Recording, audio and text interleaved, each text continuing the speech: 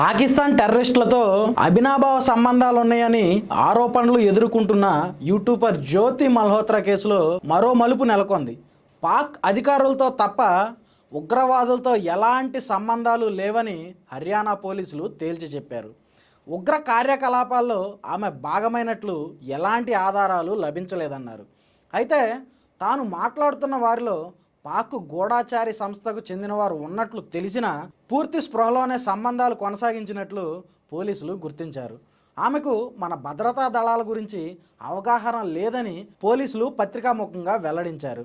అయితే రోజుకో మలుపు తిరుగుతున్నటువంటి ఈ కేసుపై ఒక్కొక్కరు ఒక్కొక్కలాగా వాళ్ళ అభిప్రాయాలని వెల్లడిస్తున్నారు. మరి ముందు ముందు ఎలాంటి మలుపులు తిరగబోతుంది ఈ కేసు?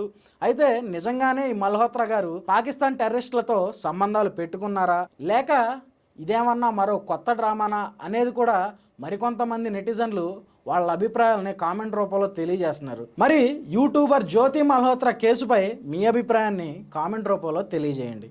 Thank you.